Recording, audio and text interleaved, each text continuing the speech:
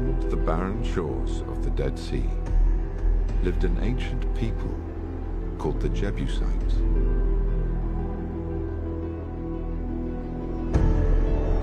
Thousands of years ago, on a large outcrop of bedrock, it is said they worshipped Shalem, the god of the setting sun. The city below was known as the place of Shalem, Jerusalem.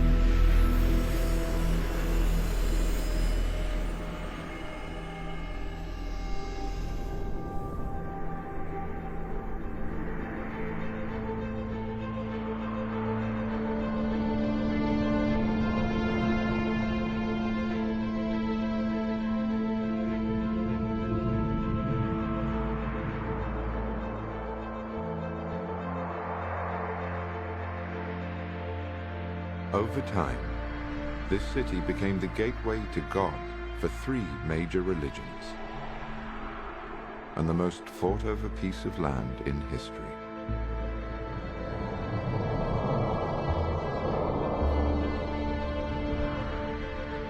Many believed it was the center of the world.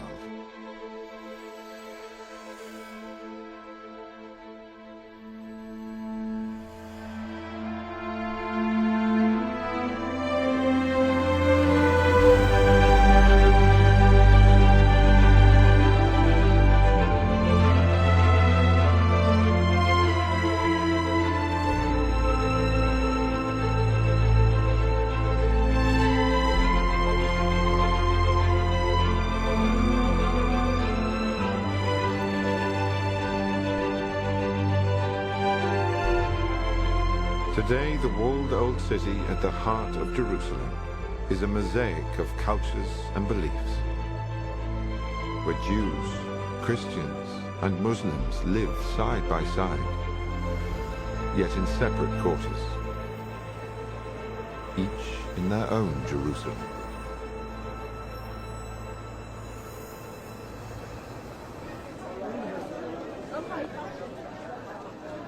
Everyone in Jerusalem has a favorite gate.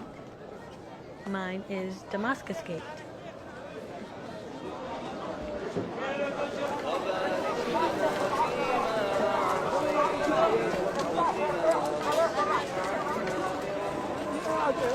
When you enter Damascus Gate, you're in the Muslim quarter, my quarter.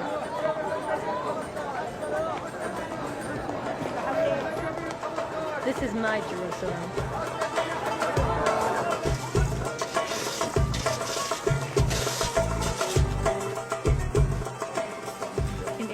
We call Jerusalem Al-Quds, which means the holy city.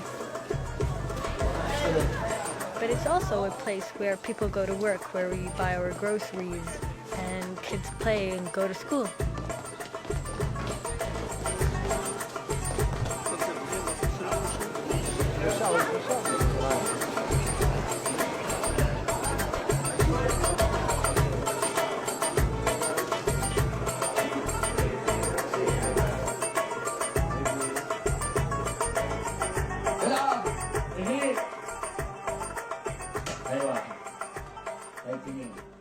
Jerusalem to me is more than just a city. It's beauty, it's spirit, and it's also my religion. But most importantly, it's my family. Most people don't think I'm Muslim. It's only when I go to the mosque and I put a headscarf on that surprises them. But Jerusalem is full of surprises.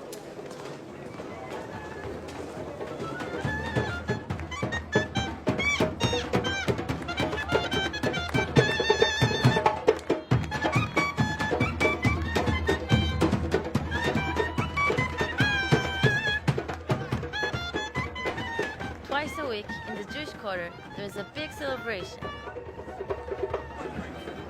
For boys, it's called a bar mitzvah. For girls, it's called a bat mitzvah. It's a moment when you become an adult.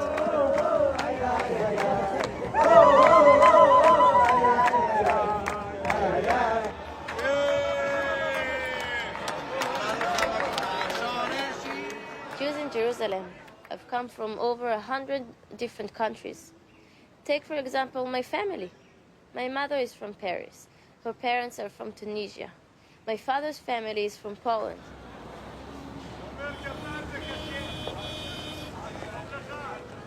No matter where we come from, we all trace our roots back here. Sometimes I feel like I'm walking on the same stones as my ancestors.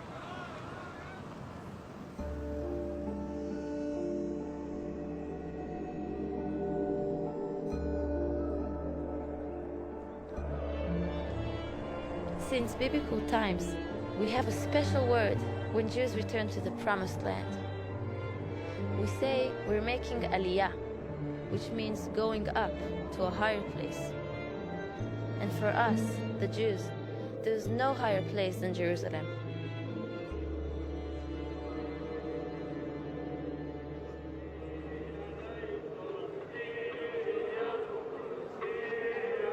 For me, the best time to come to Jerusalem is Easter.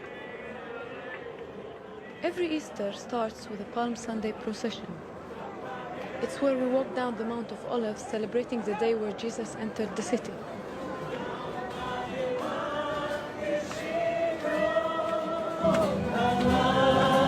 Every year, me and my brother George join in this Palm Sunday procession, and we end up meeting people from all over the world.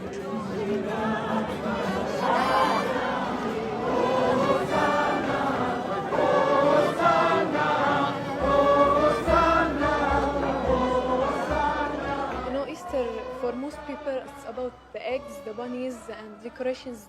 But in here, we still have the same Easter like 2,000 years ago. We still relive what happened with Jesus, the Passion of Christ, the same step by step, every Easter.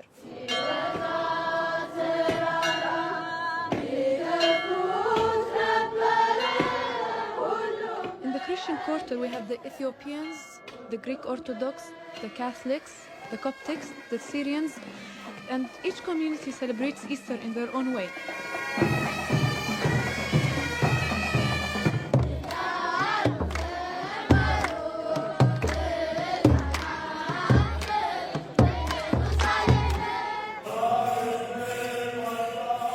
Next to the Christian quarter, we have the Armenian quarter, and they celebrate Easter in their own church.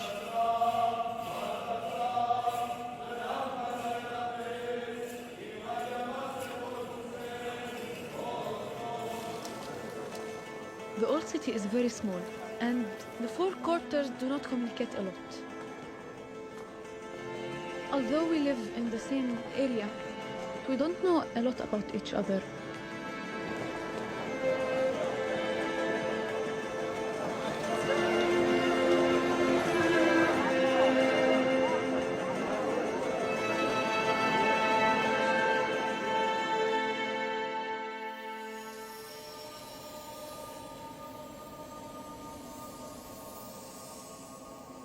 Smaller than a square mile, Jerusalem's old city contains some of the holiest sites in the world for Jews, Christians, and Muslims.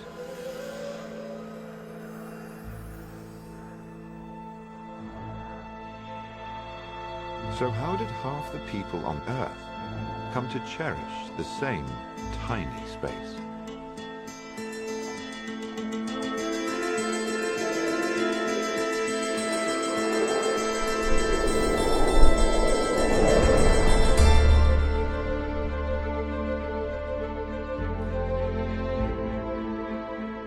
Jerusalem lies at the crossroads of Africa, Asia, and Europe, a region known as the cradle of civilization.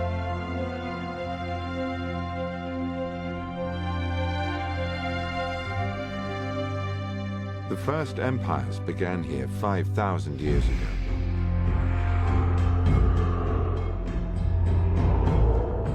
As other great powers emerged, the land surrounding Jerusalem became a constant battleground.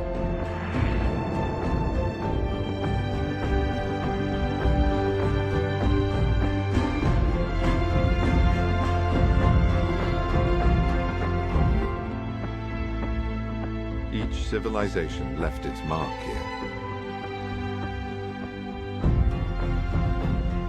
The Romans built vast port cities on the Mediterranean Sea.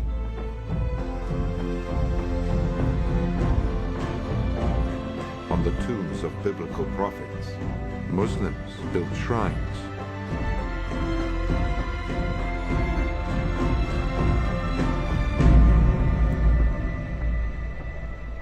On a high plateau above the Dead Sea, King Herod the Great built Masada, a mountain fortress where Jewish rebels made their last stand against the Roman army.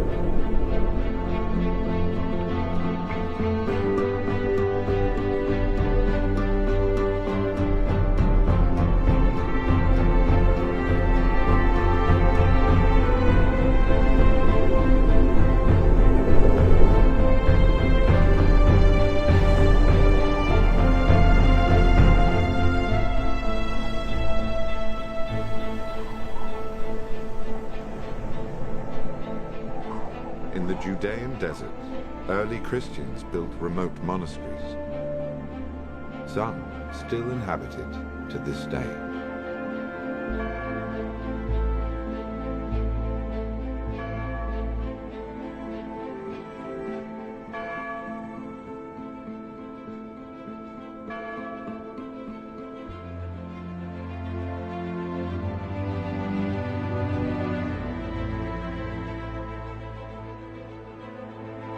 Conquered over 40 times, Jerusalem is many cities, each one built on the ruins of another. And most can still be found beneath our feet.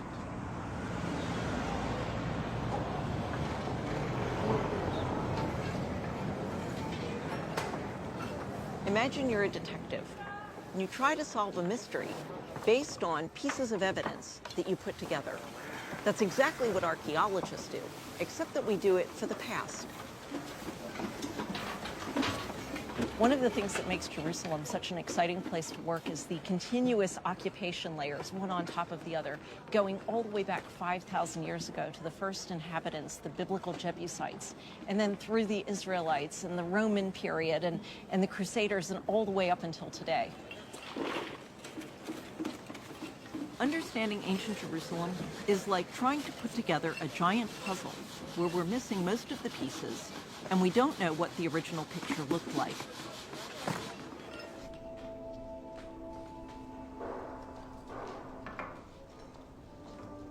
Everything that we dig up out of the ground is a new piece of that puzzle.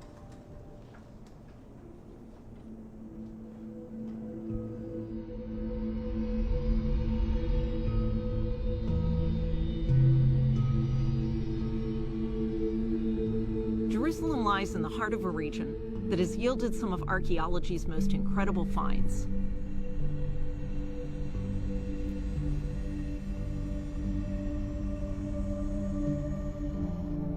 One of the most spectacular finds is the Dead Sea Scrolls, which were written over 2,000 years ago and are by far the oldest copies we have of the Hebrew Bible.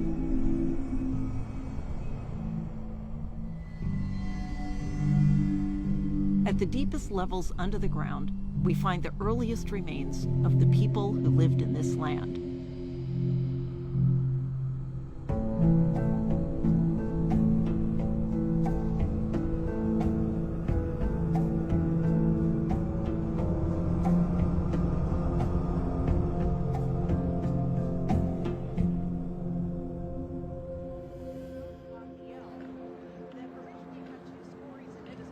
What is it that drew people to Jerusalem in the first place? It's an isolated, poor, rocky mountain town. The answer is simple: water. In the heart of the ancient city of Jerusalem is a spring which has fresh water in it all year round. So the inhabitants cut a tunnel through solid bedrock to get to that water.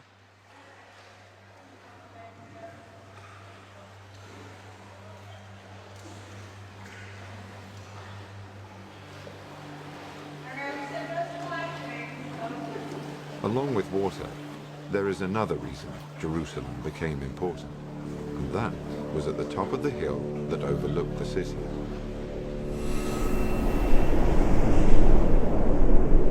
The large outcrop of bedrock, where it is believed the Jebusites worshipped the god of the setting sun. In Jewish tradition, this is the foundation stone where the world was created. And some of the most important stories in the Bible took place. Abraham prepared to sacrifice his son in a test of faith. King David brought the Ark of the Covenant.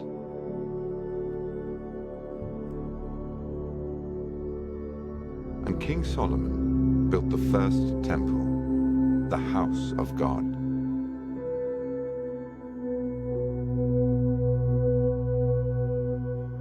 Even after the temple was destroyed by the Babylonians, the belief survived, passed down through the Bible, that Jerusalem was the closest place on earth to God.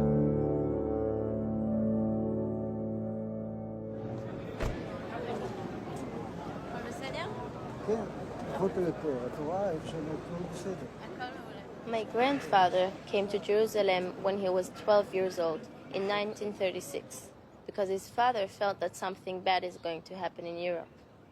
But all the rest of his family stayed in Poland, and they all perished during the Holocaust. He made research about every place in the old city, and he even wrote 7 books about Jerusalem. And now, in his 90s, he's still learning every day something new about Jerusalem. It's his biggest love, I think, after his wife. But I'm sure that part of his love to Jerusalem has passed to his family and to me.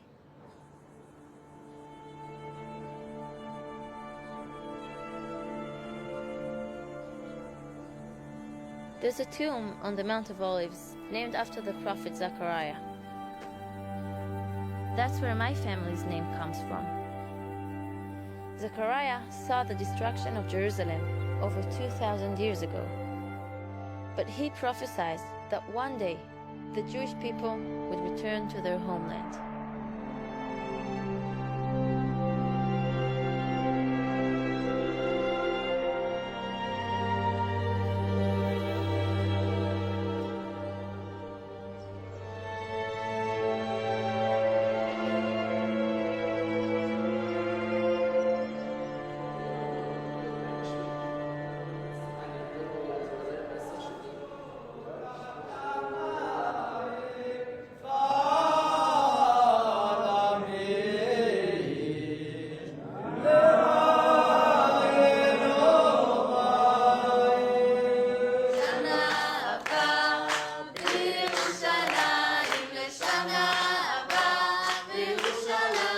At the end of our holiest days, like Yom Kippur and Passover, we sing "Next Year in Jerusalem." For hundreds of years, this was the Jewish dream, to be back in Jerusalem. And I have the chance to live that dream.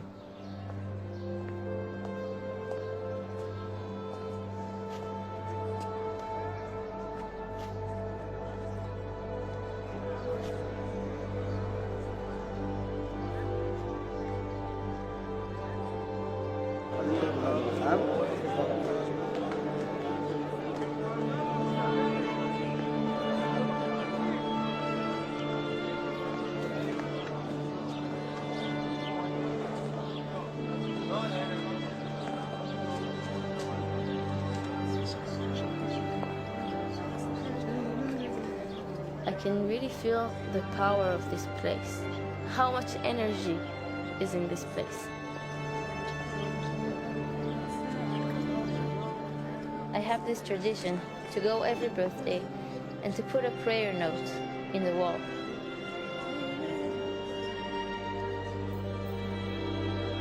We believe all prayers pass through the wall on their way to God.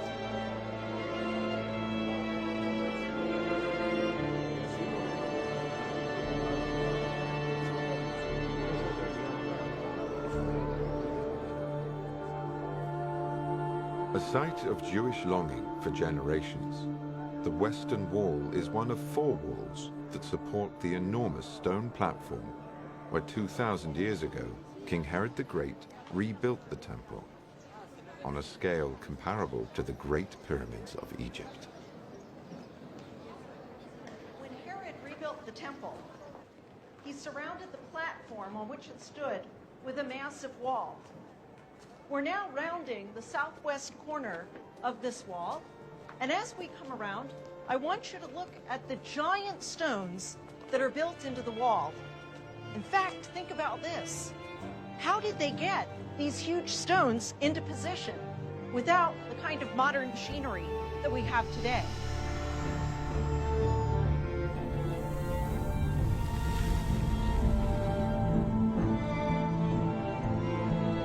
Using written records and the latest archaeological findings, we can imagine what the Second Temple might have looked like at the height of its splendor.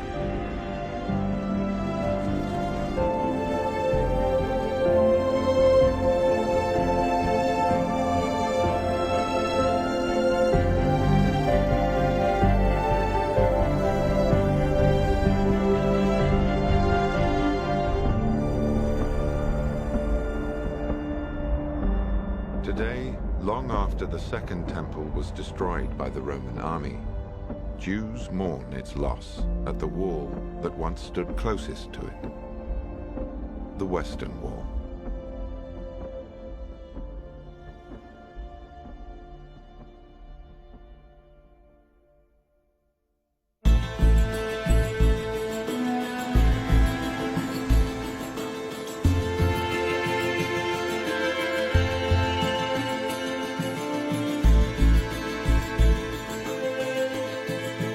Hundreds of years ago, my family came from Greece and Italy to see the Holy Land, and they stayed.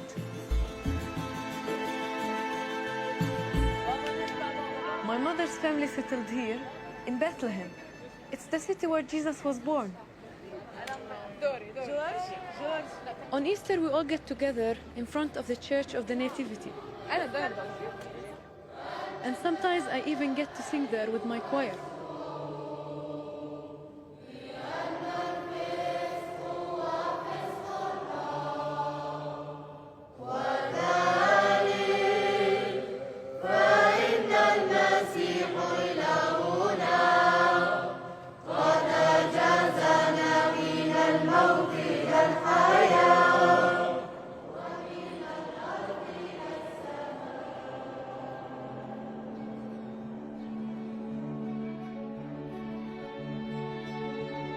For centuries, Christian pilgrims have traced the footsteps of Jesus, from his birth in Bethlehem to his death in Jerusalem.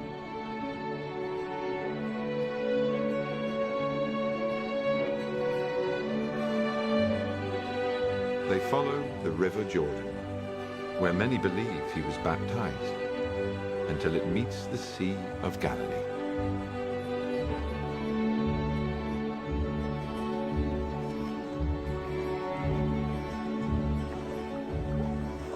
According to the Gospels, he began his ministry in the village of Capernaum and taught in its synagogue.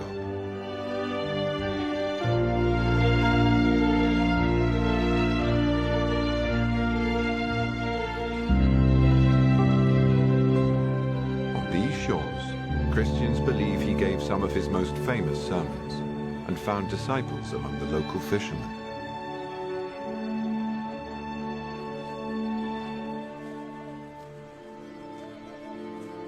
And it is here, in Jerusalem's Garden of Gethsemane, that the New Testament says he was arrested before being sentenced to death.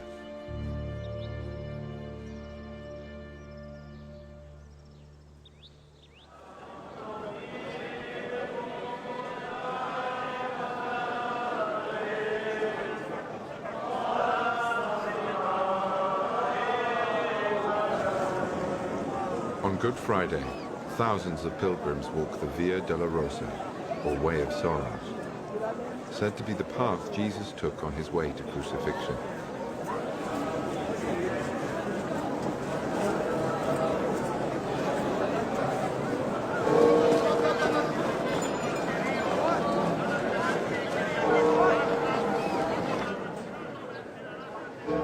procession ends inside the Church of the Holy Sepulchre.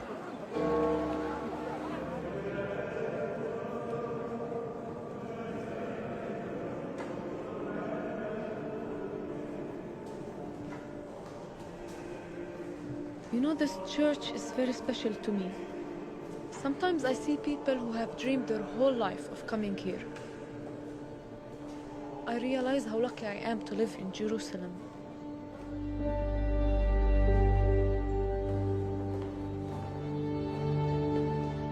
I can come to the church anytime I want, to touch the rock of Golgotha.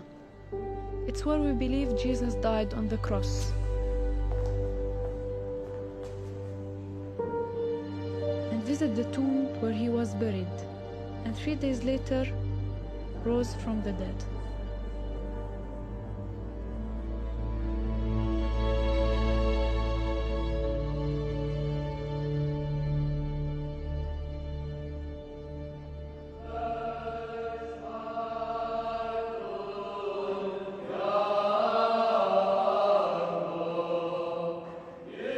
To understand why many believe Jesus was crucified and buried here, we have to go underground.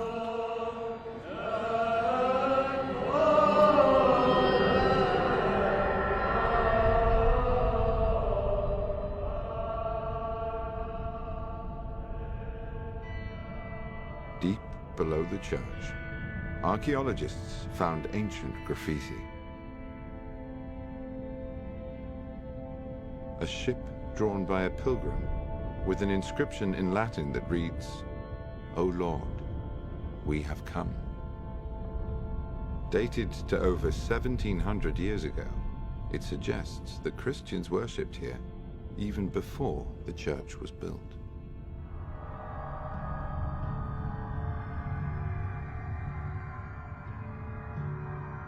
In another part of the church are ancient tombs cut into a rocky hill known as Golgotha.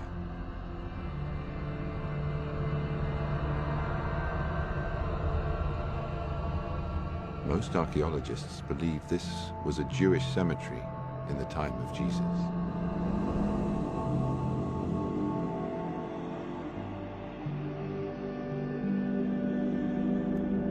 These tombs at the Rock of Golgotha would later become the site of Christianity's most important church, the Church of the Holy Sepulchre.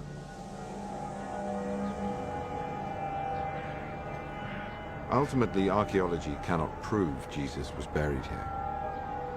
This remains a matter of faith.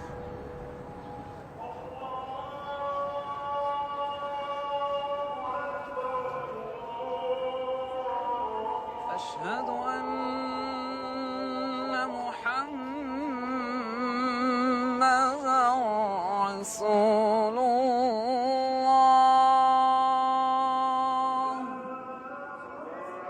أشهد أن محمداً رسول الله. وعليك توكل بسم الله الرحمن الرحيم يا الله بسم الله. My family has deep roots in Jerusalem. We've been here for hundreds of years. We love talking about family history, especially during the month of Ramadan, when the whole family gathers to break the fast.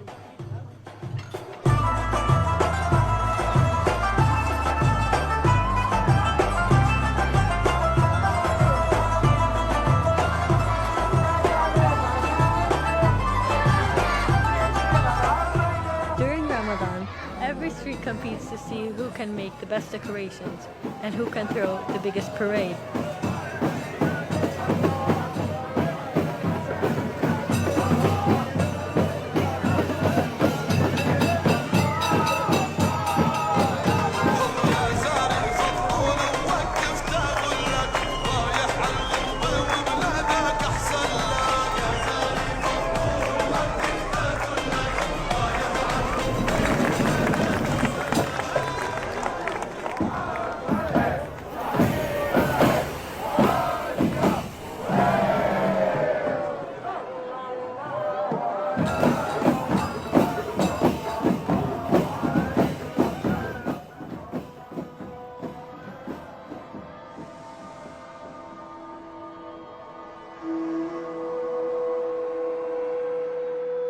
To the Muslim world, Jerusalem is the city of the prophets, Abraham, David, and Jesus.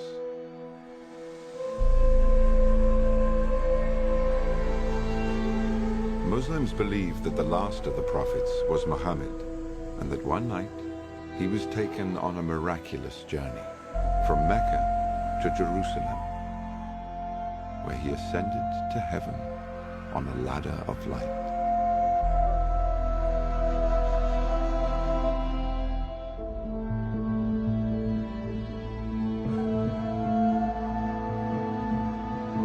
For over 1,000 years, Muslims have linked the Prophet Muhammad's night journey with the stone platform that houses the Golden Dome of the Rock and the mosque at the southern end.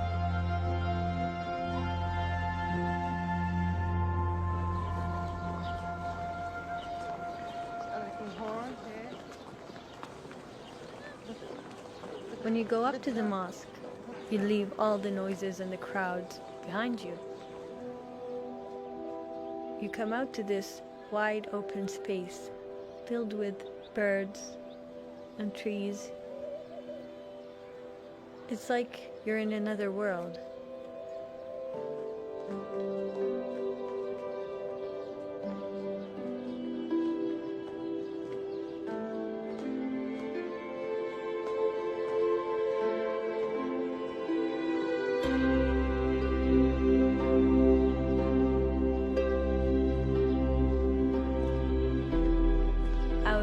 The buildings in Jerusalem, the most beautiful to me is the Dome of the Rock.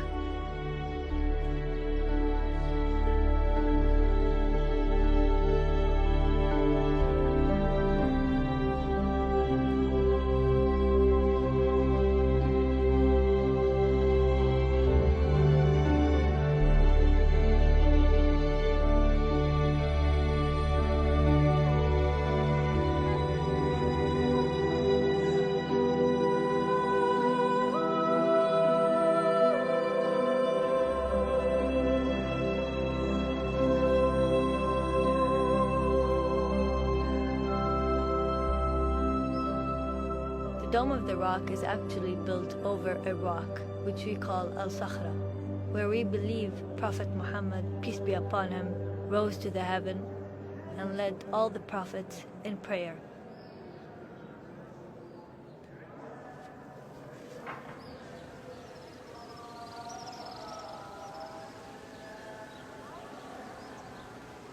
Built 1,300 years ago, the Dome of the Rock is among the oldest Islamic monuments in the world. But why here, just above the Western Wall? What is it about this site that made it the gateway to God for Muslims?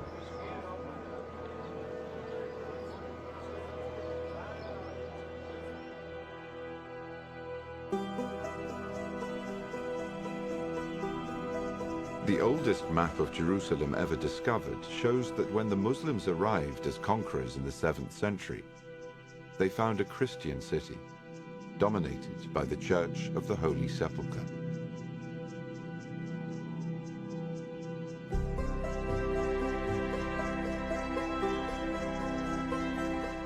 It is said they were invited to pray inside the church, but asked instead to be taken to the top of the stone platform to look for their own place of worship.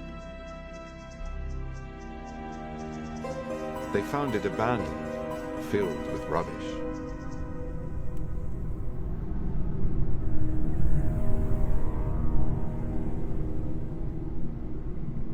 Only once they cleaned it did they uncover what they were searching for.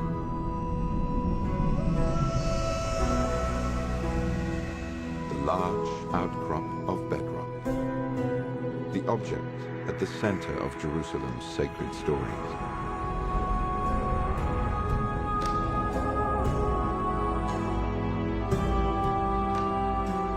Today, the Dome of the Rock guards the ancient stone, where it is believed the Jebusites once worshipped, the temple stood, and the Prophet Muhammad ascended to heaven.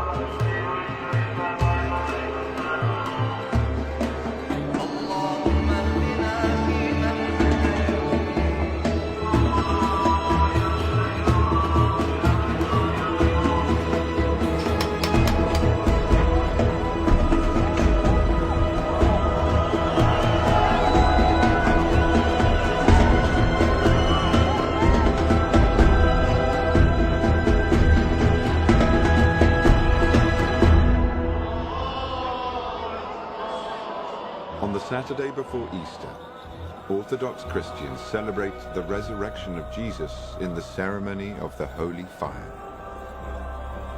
one of the oldest rituals in Christianity.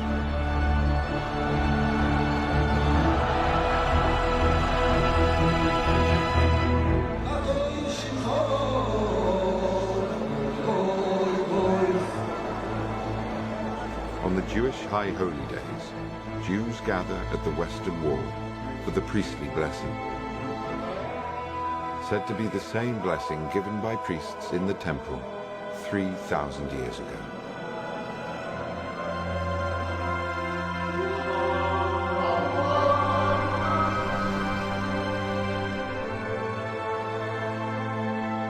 In the final days of Ramadan, Muslims believe the sky opens up and all their prayers are answered.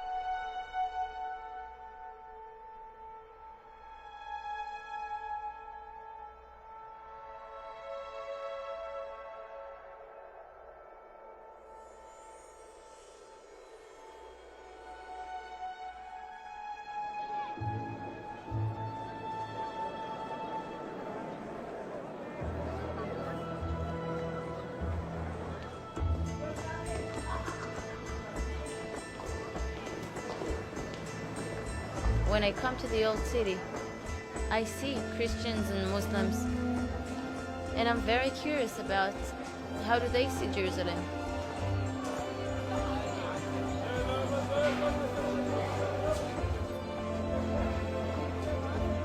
And I also wonder if they're curious about my community, about my life.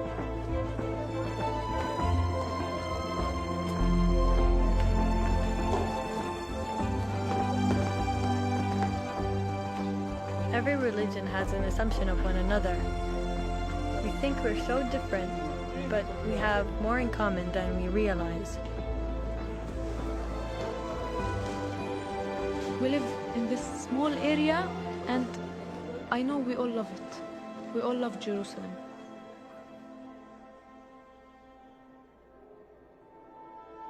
You know, I hope one day we can have the courage to meet the people who are living right next to us. Maybe not yet. Someday, yes.